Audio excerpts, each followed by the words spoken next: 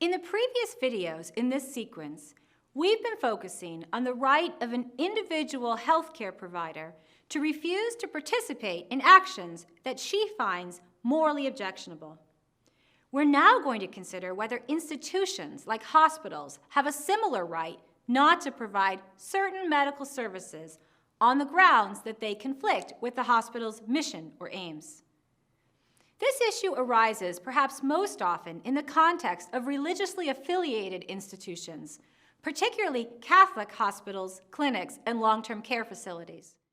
Rights of conscientious objection do not have to be based in religious views, although they often are. In the past several years in the United States, this debate has been framed in terms of religious liberty. But the ethical issue is the same, regardless of whether the objection is founded in an institution's religious or secular mission.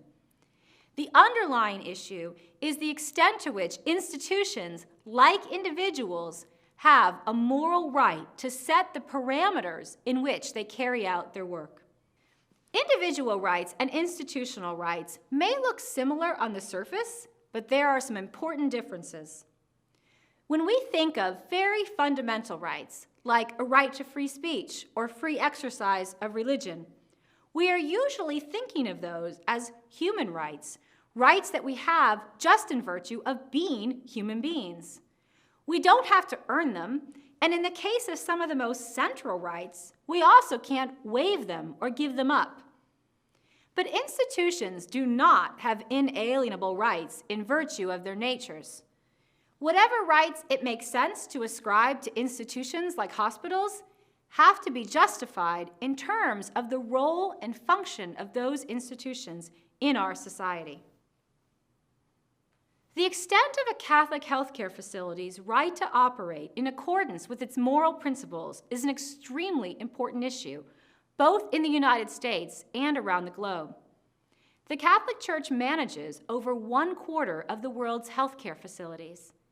In the United States, 1 out of every 6 hospital patients is in a Catholic facility.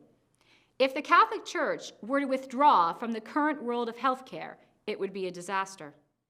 The Catholic moral framework relies on several different principles to help navigate cases of moral conflict that arise in the practice of healthcare, both for individual Catholic healthcare providers and for Catholic healthcare facilities.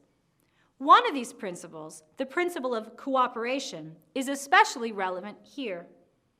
The principle of cooperation is essentially an articulation of what counts as an acceptable distance from an action or practice that is at odds with the Catholic moral framework.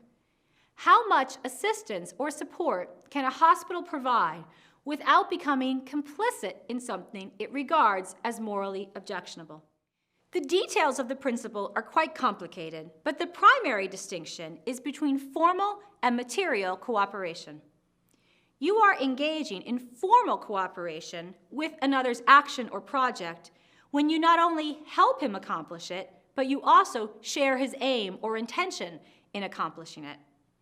To return to our bank robbery example from the last video, if I am driving the getaway car with the aim of splitting the take, I am engaging in formal cooperation. I am participating in the robbery and doing so with the intention that the robbery take place. Formal cooperation, according to the principle, is always wrong.